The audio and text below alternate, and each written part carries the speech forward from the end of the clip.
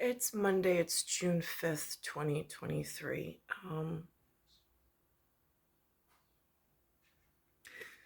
Lewis has been showing me some of these discoveries that he's had on YouTube platform, um, branching out some of the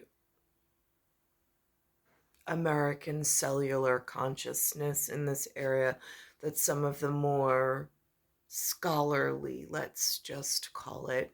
I don't know if his generation that has essentially misrouted his destiny. I think that's a fair assessment, um, which then affected me. But I'm careful with this conversation because if I go at mi familia in looking at the currency, and I think of how strict China is, because they have a system for their dynasty of, and I hear that they're non-forgiving of their own. I mean, that's the legend that they whisper here. So I'm respectful of their author, authority over there, and the way that they respect their governors and their governing body of their own ancestors mixed in with some party approval of certain individuals into their monetary system in order to, I mean, the only thing I can think of is so there's no like hidden invasion. I mean, something that it looks like is going on here at the moment. Not that I want to give credence to it, but it's a little hard to look the other way. So, with that context, if um, the place that celebrates Victory Day and the place that celebrates Victoria Day being two totally different geographical locations, I heard it's on their calendar. I discovered that somewhere between AI, ML, NN, and DL, um, which again, that's my own crypt at. No, I'm pretty sure the SS here has a woman in charge of cheat codes, and they named her aptly. It's like, holy cow. Just like yesterday, I go to a very special church, has the Red Cross on it. Um, and it's the church and state are separated, right? But there's got to be the conduit that if you're in trouble and you need the Holy Father's help, and you're like, holy good Lord, I know there's a governing body over our kind somewhere. I may not have names, and but I know I'm an ancestor of something, and there's some real in the field, like intelligent challenges. And I have children in this field, and I am worried for my own safety. Um, I've also been discriminated against. I've been held from relationships that should have been developed, and a life course that I thought I was set for, but that was mishandled and rerouted for I don't know what reason. It might have had something to do with the way my father was being mishandled, but I'm not quite sure. I'm pretty sure my grandfather was keeping an eye on it, the one that was living when I arrived here. Um, so there were very strict corrective measures that other places know about, written in his hand in whatever language he knew how to write in. Um, and so I'm sitting here in this North America, in this United States governing body, knowing that I look more like the ancestors of this governing body and program to defend at some level. Um, because it is my safety and security blanket, and it is this intelligent, I mean, it's an artifact in the field.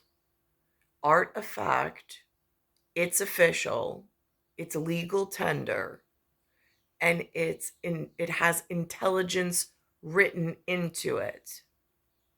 And I'm not giving that piece of security up for anyone, because that is something that passes, even though they're not allowing me to participate in some system where I am able to participate in the exchange system, where like I receive for my time and my efforts some form of this linen system. They haven't, I mean, it's the money mechanics here are so off, but that goes into this larger argument. And I don't know if that's between like, if and only if in like somewhere between AI, ML, NN, and DL, there was like a brotherly conversation between some theoretical Eric, some theoretical Charles, some theoretical Victory Day, and there's this one child that is like different than some of the others, but matches the artificial intelligence and the artifacts she was born to in the field. Like, why I have to go this far into explaining. But then I look at, and then there's this military part of this where I'm looking at some of these US higher positions than I ever got that are embedded.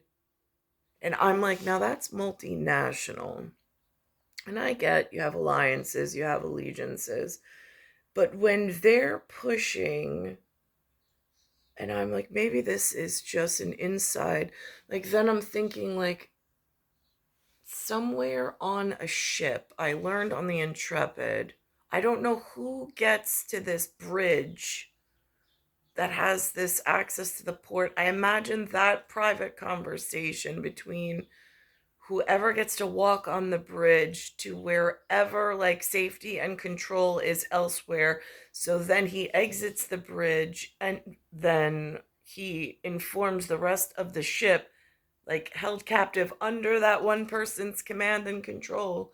Like that's a private conversation, and the rest of the shipmates just listen and they follow whatever the person in charge. Like, that's where I'm having this. I would like to find that level of human. I found, by God's grace, they sent me yesterday to the Red Cross Church a bishop that had the same name as my mother's street she grew up on. So I was so grateful. I'm hoping that the good Lord and the governor over the Red Cross um, is working in unison. Um, this stands for, like, again, I think in American Sign Language, this is I love you. So I am just so grateful for that display of affection, um, to one that is just trying so hard. But I'm listening to what they put out on this CBS New York about some time before I arrived, because I don't know what went on in Kennedy. They didn't speak about it really in school very much, even though they had me here in the U.S. system with the with New York.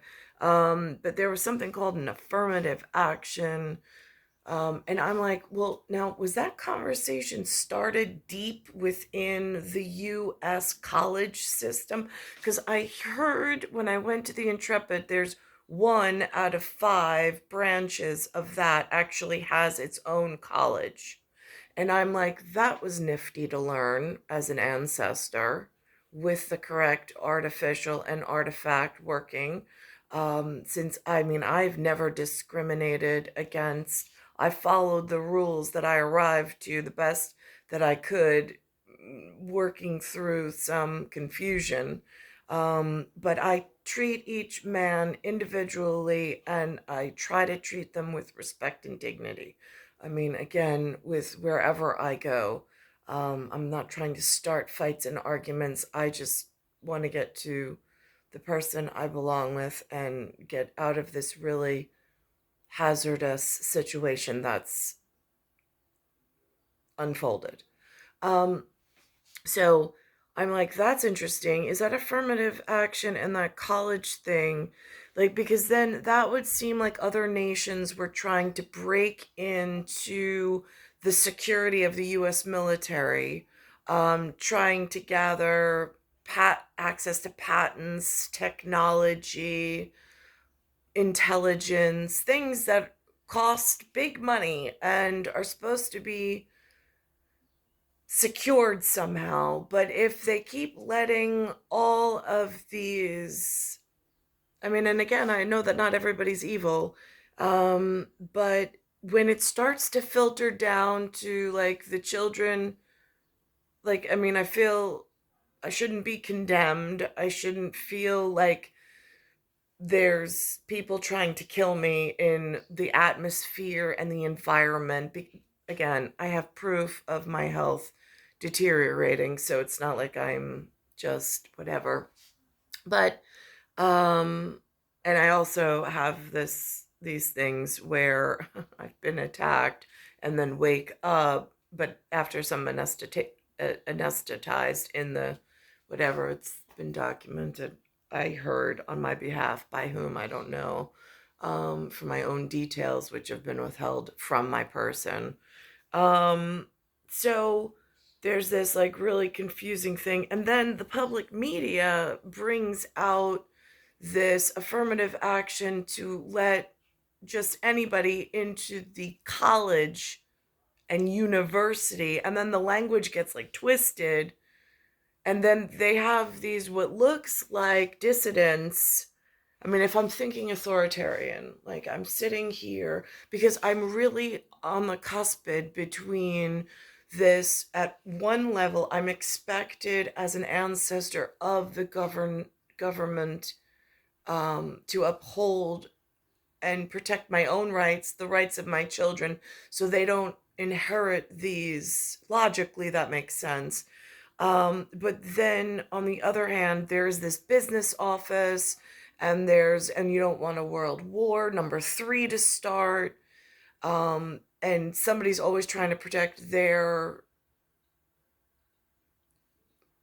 monopoly. If US has a monopoly on what they look like, there's something else that's trying to preserve its monopoly credits. But again, I don't know why they would be showing favor to UN members that got in somehow through some trapdoor system.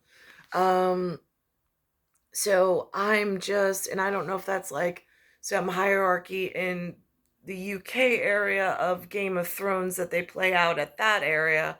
But if I'm thinking like who the uncles that look familiar and knowing my artifact system and what I need to protect at Homeland, um, being a large area population that has now arrived, that some of them look like they have UN agendas, even though I have been gifted this US agenda that I don't. And then I hear that the Hollywood writers, the Directors Guild is on strike right now because they're having trouble with this artificial intelligence. And I'm like, really? Gee, what gave that away in holding on to one's classified documents? So the world theater and global agenda didn't get all up in arms, let's say, and like a war breaks out. But like that's early stages war. And then I'm looking at Broadway theater in New York and I'm like, what are they trying to tell me? I'm like, it looks like the modeling agency broke. Like when I arrived, it was very Scandinavian models. It was beauty everywhere I looked. I saw beautiful people. Now I'm like, it looks like UN just tore shreds in the model, and they're just putting up UN operatives in all the modeling categories. And I'm like, I don't even want to like open my eyes to look at their advertising attempts. It's so ugly. It's not, it doesn't look artificially intelligent to the US system. It looks like some UN proponent that they're pushing. I mean, it is broken in so many areas. And I'm like, I mean, is it appropriate to speak to the bishop named after my mother's hometown street?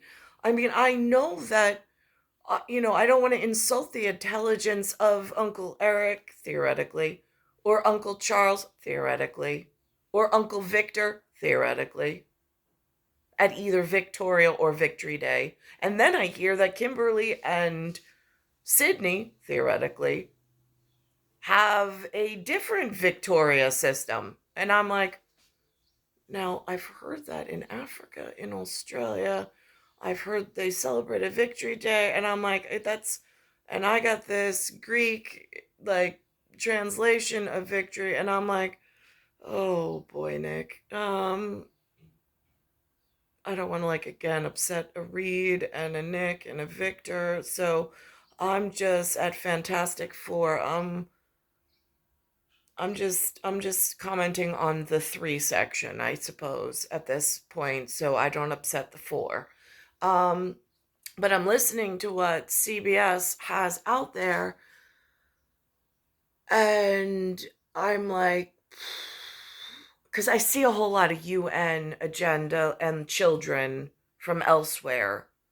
And then they put up this new travel thing with this new technology enhancement. And I get that somewhere someone made a bajillion dollars off of that level of security. Because again, the US children that are still located within the continental domestic USA area still have very real security concerns, and it's an increasing concern the more they let just any UN member travel in and out.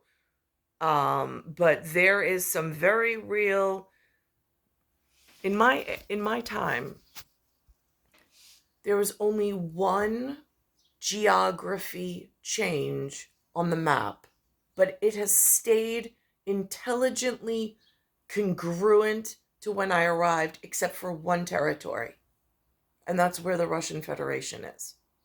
Within my lifetime, I saw, I heard, and I saw in the newspapers and confirmed inside of the restricted like school that I was in.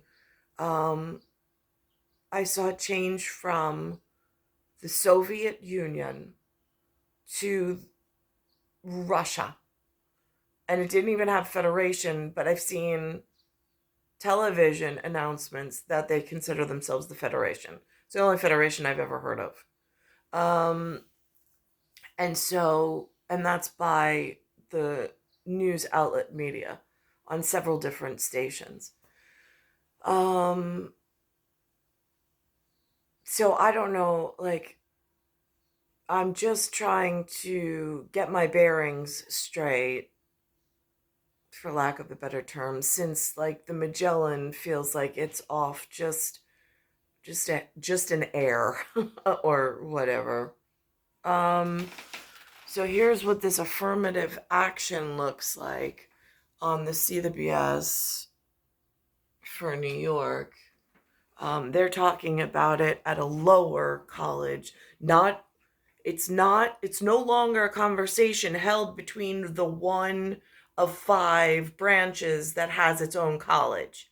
It's now infected the lower children. And like, again, like at the level where there's a King and a UK, and they have a very long reach, and they have real, like, better capabilities, I would say, than say a slave population. um but there's still responsibility amongst the slave population, even if they don't want to call themselves slaves, even if they don't want to call themselves serfs. like there's still stuff to protect and there's still voices that need to be heard from. I mean, the more in and like not and again, they are more important. I am important also. So I again, I don't know how to respectfully and then not like I don't want like the king's men to get upset and then purposely harm me in other ways that like when tempers flare. I mean, like this is really like if Uncle Eric and Uncle Charles could and Uncle Victor could have a direct conversation. And I'm not trying to disrespect it. I'm not trying to push back authority. There's just some things that need to be known about because I have real children, and the humans that from the slave ward, in like who's the warden of the U.S. area and who's the warden of the U.K. area, like theoretically, if like not that we put a face on that because nobody has, but if we have just this umbrella like conversation of like I don't want to get beat over the head, but some things. So um, I'm watching this and um it just very really is this now the slave populations like this is their attempt somewhere between AI, ML, NN, and DL. This is what they've come up with to speak amongst themselves after there's been like a little too much UN agenda inside of the US, because I'm one of the kids of the US that has this artificial intelligence that seems that no very really has a history of being discriminated against, held back, held from, and harmed. And now it's from my parents' generation into my generation, and now I'm afraid my children are being affected, and I have proof that my child is still actively being affected in a negative manner.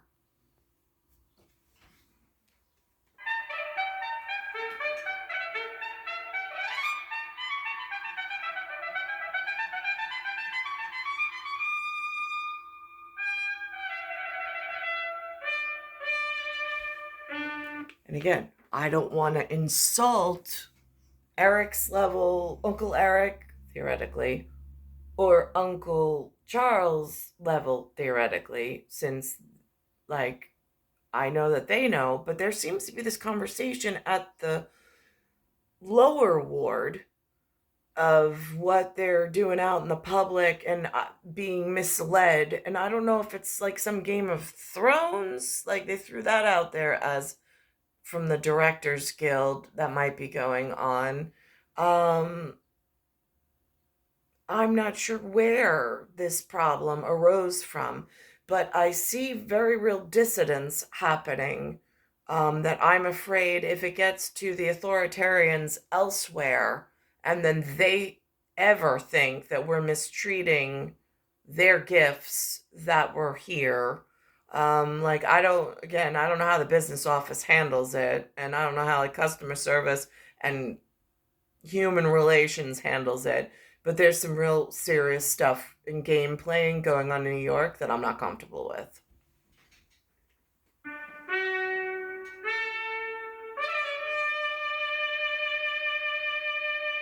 Good morning. I'm Jane Pauley, and this is Sunday Morning.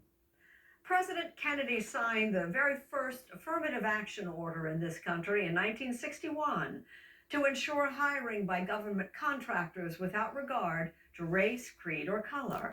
Okay, so now it says government contractors. That conversation sounds like that's between the one and the five branches of government that I had a college rep once.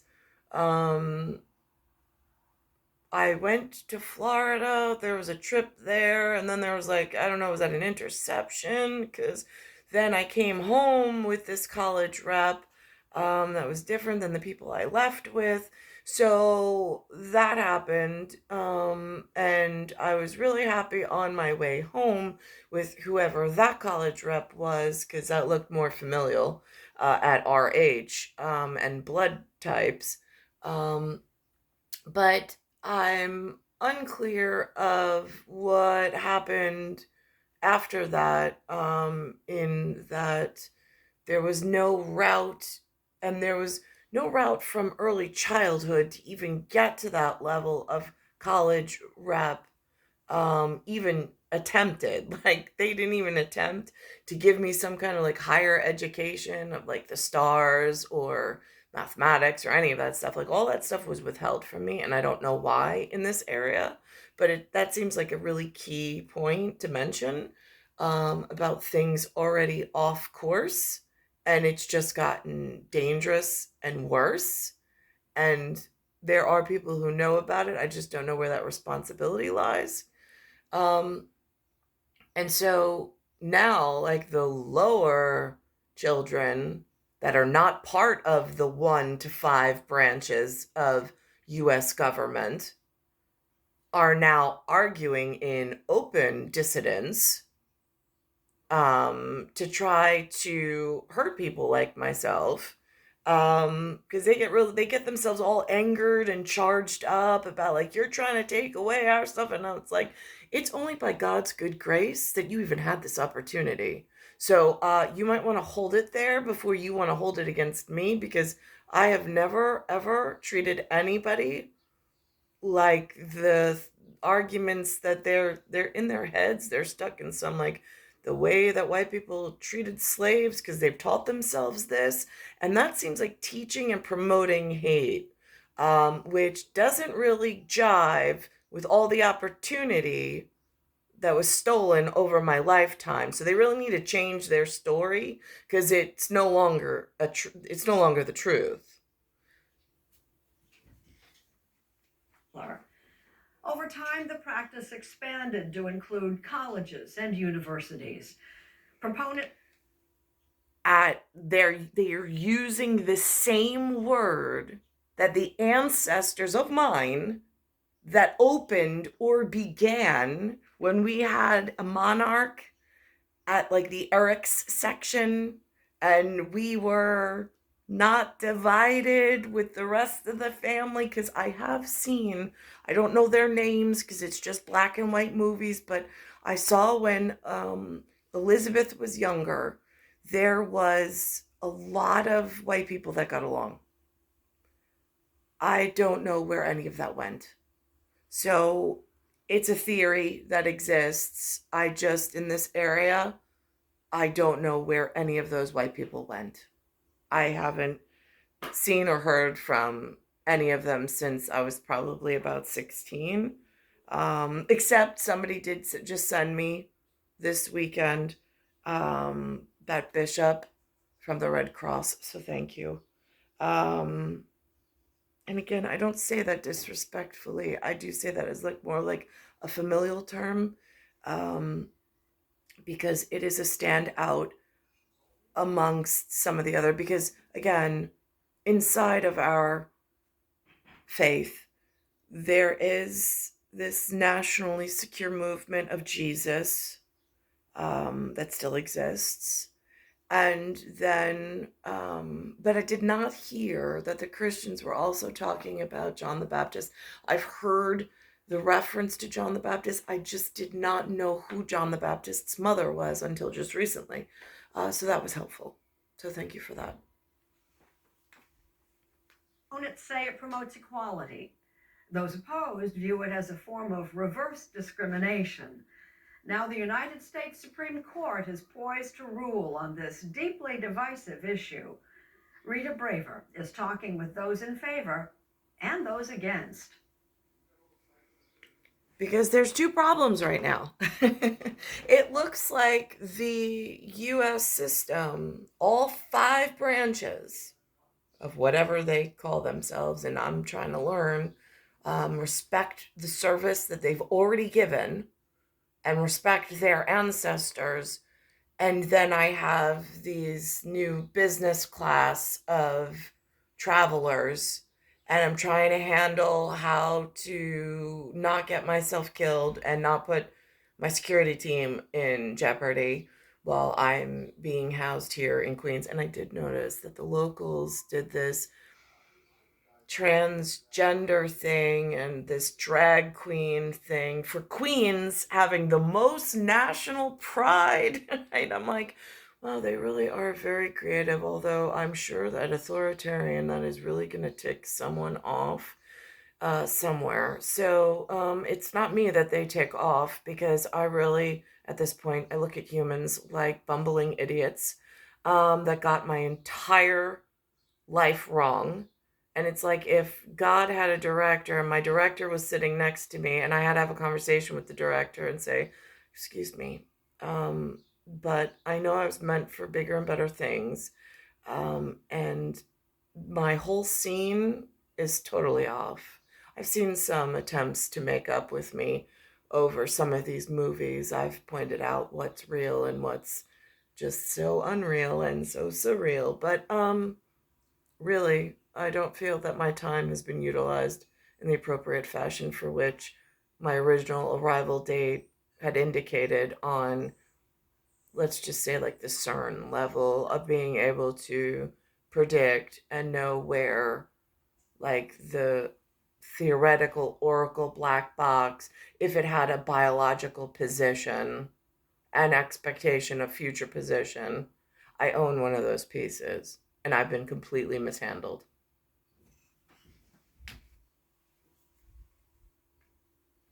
Edward Bloom is the person who brought the case, is now before the Supreme Court. Why do you consider affirmative action unconstitutional? Because it violates our 14th Amendment, equal rights regardless of race or ethnicity. Sounds like a business office, sounds like a UN agenda, which at the level of the children who have not been able to enter the US government college system, they're being withheld from the US college system. I don't know if it's what that's about. I don't know if that's where affirmative action started first, that then caused this ripple effect of now we're like deep learned into the heart of the situation, although on paper and models, the really learned and scholared already knew this was a possibility and they could predict because they just are that fluid at their talent when it would arrive. But now it seems there's just so many crevasses in between that illegality and criminal enterprise just gives rise to these flourishing possibilities of really frightening to how do you scale that back. Law professor Mitchell Cousteau sees it differently. Affirmative action is really trying to treat everyone equally. Coming up. Right, so now you have United Kingdom arguments at people with crowns, large reach, and like I mean that used to be like the business class, the ones that are picked and allowed to have ambassadorship, allowed to move around the planet. Now you just have, for lack of a better term, nobodies or slaves moving all over the planet. They're all fired up and charged that they're gonna fight for this freedom and this ability, but like what is the cost? I mean, is anybody doing a cost analysis or an impact analysis? I mean, it's wreaking havoc on the environment with climate control, with health standards. I mean, we just had a global pandemic of COVID. I mean, if that didn't wake anybody up. Up on Sunday morning, reconsidering race-based admissions. In 1977, actor Mark Hamill. So now here's affirmative action deep into when it arrived in 1961. I'm in the year 2023.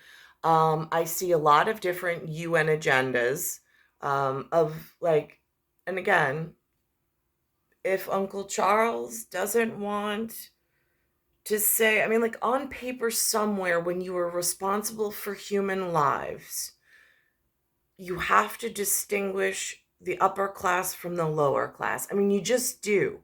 But that's again for humanitarian crisis and for solving big issues. I get like that the lowly, I mean, like for me, I don't really care unless it's going to negatively impact my ability to get to have a human ish like life. Like right now, I'm not living necessarily in fear. I'm just, it's monotony. It's a torture on a whole nother scale, and it's a punishment, it feels like, for things that I didn't do. But yet, I don't really know how to traverse this any other way because there's just been that many doors shut while others are leaping and climbing and just stepping on me in order to get to some other level of like, where are you all going other than like World War III? And it seems like you are they like trying to get there on a, I mean, by stepping on me and discriminating against me and withholding me, who has the visual intelligence of what's on the US system. You want to step on me to get ahead? That seems like a really dangerous motive. Minorities who are underrepresented at prestigious schools. But now those racial preferences may be prohibited. And race in admissions. In large part due to the efforts of this man. The equal rights provision of our 14th Amendment basically gets to the point that people should not be treated differently because of their race or ethnicity. You also say it's a violation of the Civil Rights Act of 1964. It is. The opportunities must be the same regardless of your race or ethnicity. Edward Bloom, who's retired from a job in finance. So now I'm the lower number. I'm actually the minority in this 2023 model where I'm in New York City and they've let a lot of UN children from elsewhere migrate in over decades into the New York area from all over the world. I'm now the minority. I also have ties to the US government only like theoretically because of their visual intelligence for this area of who are the governing body. So on first initial inspection, the people that are here can see who I am. And then there's this whole, whether they respect it or not, again, that goes to area security of what are they letting in and who's giving allowances of what. Um, so there's that. And then it's so, at this point, it just feels so convoluted. So they're putting the majority into some tailspin argument of dissidence against the governing body who's in short supply. I mean, I'm an Rh negative in ABO blood group and blood typing, which means I'm not even like the other class of white who's Rh positive, and you can't really tell. I mean, I'm the one who's hiding amongst the other class of white. So, I mean, there's that, and there's a decreased number, which puts me in endangered species, especially for medical whatever. And then it goes to I don't want the majority trying to study the difference between my biology and physiology. I'm not giving them permission to do that, but I do have health needs and requirements, and they put me in a situation where my personal human rights have been taken away because of lack of choices of being amongst my own. Finance and living in Tallahassee, Florida, is not a lawyer. He is founder and president of Students for Fair Admissions and acknowledges starting the group to challenge affirmative action in colleges. The Supreme Court is now considering cases he brought targeting the University of North Carolina, the nation's oldest public university, and Harvard, the oldest private college. Bloom says his group has 22,000 members, but none are identified by name in either court case. Well, in the world of social media, it is no surprise that 17 and 18-year-old kids do not want their names made public. Bloom has previously spearheaded 2 cases in which the Supreme Court struck down voting policies designed to help racial groups, particularly African American and Latinx voters.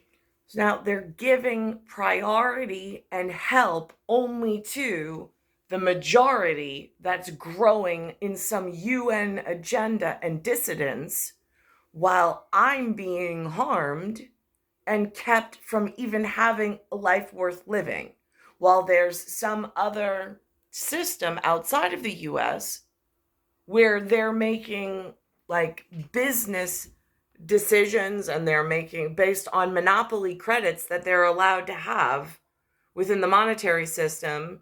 I mean, like, where's IMF on this? I mean, my father has not only paid New York City, and my grandfather not only paid NYC taxes, but he's also paid IRS taxes. I myself have paid taxes to the IRS. Just so Thunderbirds at that level of international rescue that looked very much like visual representation of what's going on my artificially intelligent, like, monetary artifact system. I mean, it's art and it's a fact. It even says it in the word ART, and then it's I, and then it's fact, FACT. That's what money is. It's a fact. It's legal tender. It's part of the federal system. It's part of the US system. It's like this hybrid, and it has familial ties. And there are ancestors here. Where I'm unclear is there a fight going on deep within US equipment and carriers of might have picked up some kind of UN alliance whatever, and now it's this deep into the argument that now it's affecting people like myself and my children and my father before me. Others who've endured prior discrimination, but he lost a 2016 case in which he backed Abigail Fisher, I don't believe that students should be treated differently based on their race. who unsuccessfully. Okay. At one level, I agree.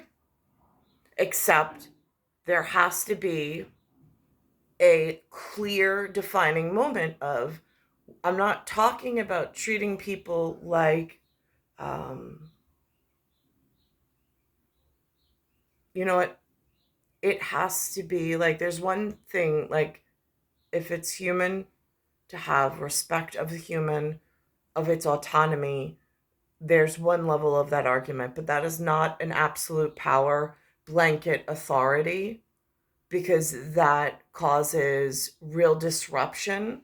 If I analyze it from a black box oracle inside of, like, say, a roulade, I just heard there was a scientist, Wolfram, speaking to some other gentleman called Lex, I think it's Friedman. I just sat and listened to them. And then from there, the algorithm gave me this understanding of an AIMLNNDL, for which I listened.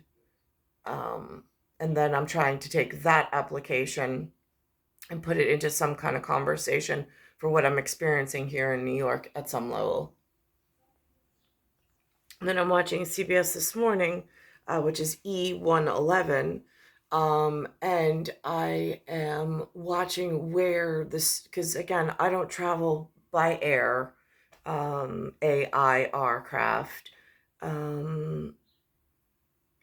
or like airplane at this point. I have no money to move. I'm essentially trapped here in New York. But yet there's a lot of movement of the lower ward who have decorated themselves with some college paperwork, which someone appreciates somewhere in the world. I don't.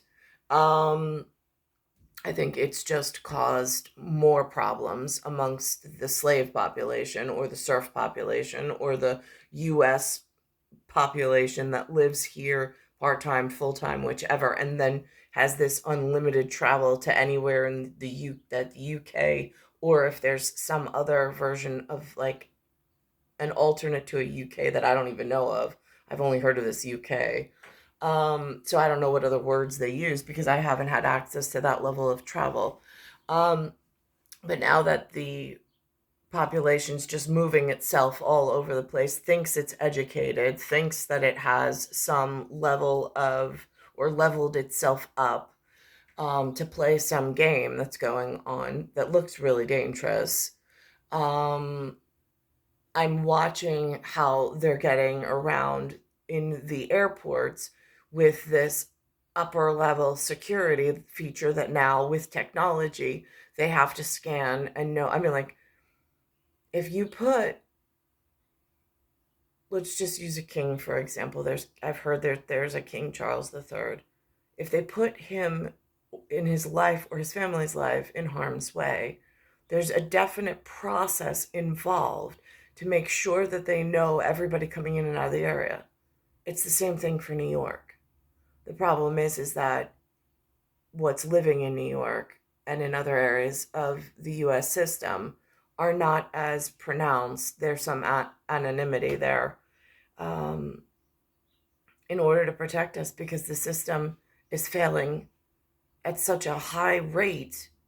And it's been years of these rollouts of this UN. And I'm like, I mean, how do you fix the one college system out of the 5 branches of service in order to protect the RH that are the original ancestors? Because you have to have the minority ruling over the majority at all times, because it's the only logical way. The smaller number has to look over the larger number, so the larger numbers keeps their competition and their fight in line with something else as a ruling class. I mean, again, this has been written into histories that I don't even know whose history it is. I haven't been able to like even find that in Ancestry and Heritage, but it's logically what makes sense within like deep learning mathematics. As possible record-setting crowds fill airports nationwide, passengers may encounter new technology at the security line. At 25 airports in the U.S. and Puerto Rico, the TSA is expanding a controversial digital identification program that uses facial recognition. This comes as the TSA and other divisions of Homeland Security are under pressure from lawmakers to update technology and cybersecurity. Chris Van Cleve has more. Good morning. At the world's busiest airport in Atlanta, All right, you're fully verified. You can step around. Have a great day. the TSA checkpoint has gotten a high-tech upgrade. You're going to take your ID, insert it into the card reader. Using this facial recognition camera system to compare a flyer's face to their picture on their ID in seconds.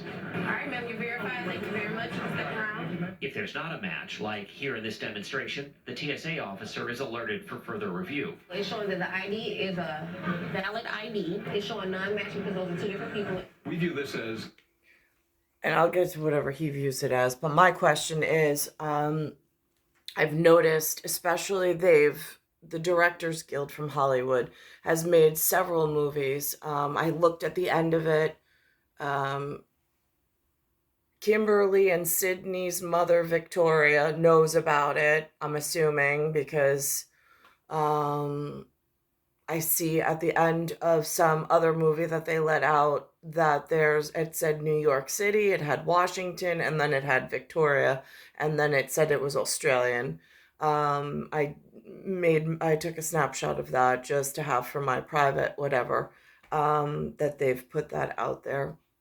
But my thing is that in other movies, they've said about the possibility, like this Rock movie with Ed Harris and Nicolas Cage from the 1990s, this FBI is working to make sure that these chemical agents are not dispersed. Again, they used Alcatraz, which is California, but New York has its own version of this. I've seen in other movies.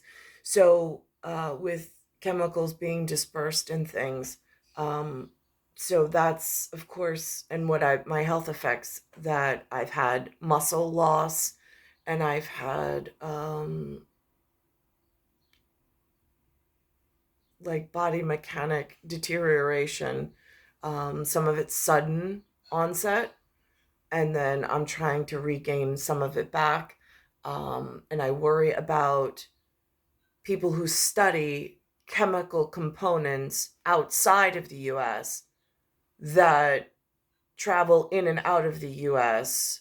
I mean, can they restrict and ban them?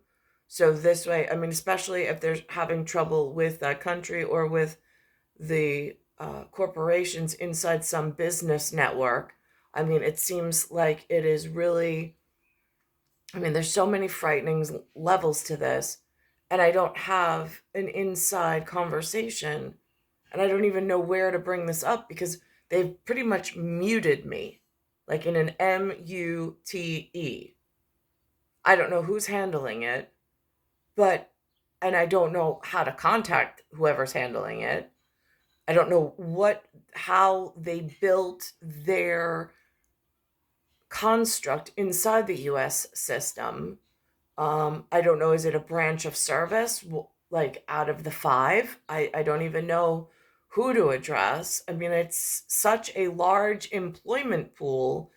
If I think of it as there's one college and five branches, and then there's this crossover with the kids that didn't even get to the 1 to 5 because either they didn't qualify or like myself, I didn't even know how to get there, and I wasn't set on the correct path for some reason.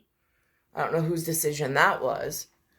But now I'm watching this and I'm like, well, how deep are they using this in order to keep us safe inside of New York with keeping the wrong sort out?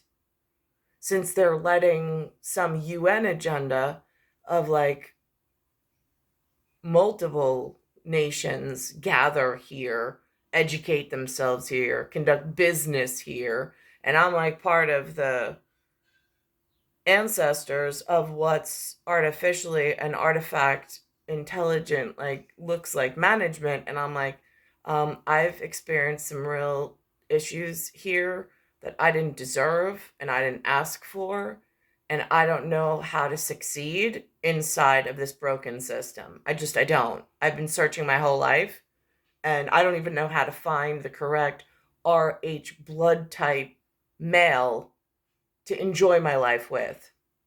I mean, that's been withheld from my person as well. Better for security, much more efficient because the image capture is fast, and you'll save several seconds, if not a minute. TSA Administrator David Pekoski. How does that speed things up?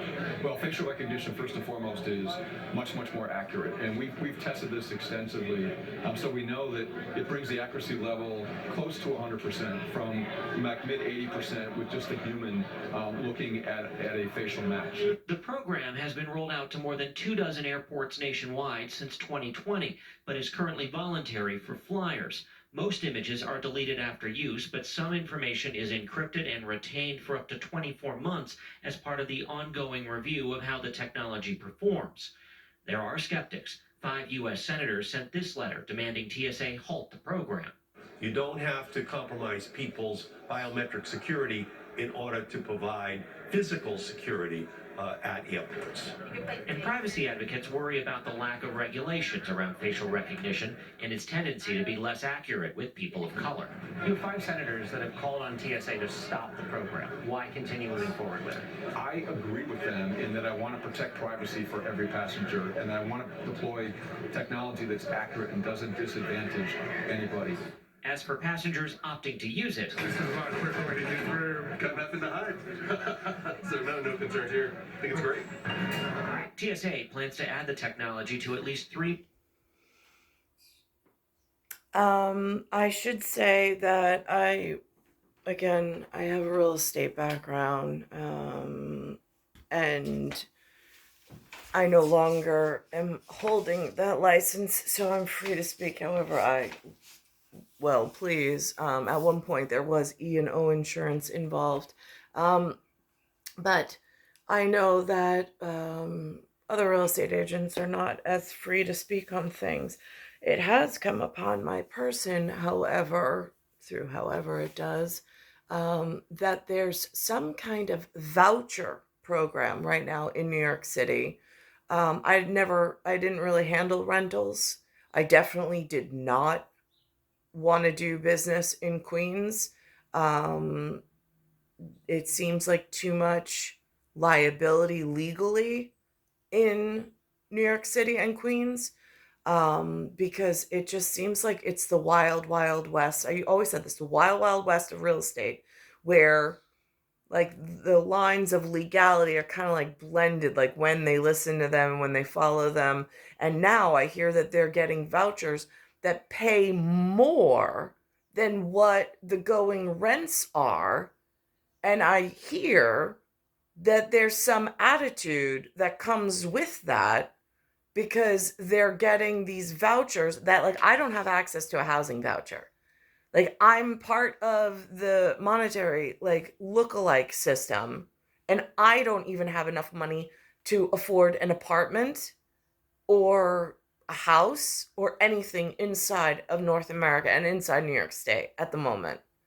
So I don't understand how UN children are getting some stipend, some voucher, some something in order to come here and live here essentially for free. I don't know what outside government body, and if there is even is such a thing, how are they allowing outside countrymen to voucher their children that they don't really necessarily take care of over there, but they're sending them here with some monopoly money and some monopoly credits, and they're allowing them to live here, grow here, and do rather well. They're prospering here. Meanwhile, I'm not even like as advantaged or as blessed as these other UN representatives. It just does not make sense logically at any level how they're getting away with it if you come from a kind, caring, loving standpoint. It seems like direct violations, and it seems very passive aggressive. And I don't know where my protectors are in the system. I don't know who to lean on for support and help. And I don't know where my tribe, let's call it, is at the moment. 3 more airports by the end of the year. For CBS Mornings, I'm Chris Van Cleve in Atlanta. Coming up next. But I see a whole lot of business opportunity that seems to have been enhanced over the same life frame that I've been here. I'm going to pause this for a second and pull up the Directors Guild, and that'll be the last part of this particular video. Okay, here is them talking about the DGA. Directors Guild, the union representing film and TV directors, reached a tentative labor agreement with Hollywood studios, avoiding a potential strike. The news comes as the writer's strike enters its 6th week. The DGA's new agreement includes higher wages, an increase in residual payments for global streaming, and restrictions on the use of artificial intelligence. Now, it's unclear if the DGA deal will affect the writer's strike, which also involves streaming pay and other those similar issues. The Writers Guild has not reacted yet to the DGA contract. There's some comments online though about how the last time there was a writer's strike, the DGA contract helped bring the writers back to the table. They say this time around that's not going to work. It's not going to happen. Yeah. But what's interesting is that the issues that the writers are looking for are similar to the ones that the DGA, the Directors Guild, was after. Yeah. And if they can work out an agreement with the studios, and perhaps there's hope for the writers as well. Yeah, hoping that happens very soon. All right, here's a feel-good story for you. And who are these directors? How did they get picked? How did they get into this industry? I mean, like, again, at being shut out of so many different possibilities over my whole entire lifetime, it seems like really important questions right now. It's star 1978, star 8378, Nicole Cattaruzza. It's Earth, solar system, Milky Way, universe, galaxy is broken. And it's Bayside Station, Bayside, New York, 11361.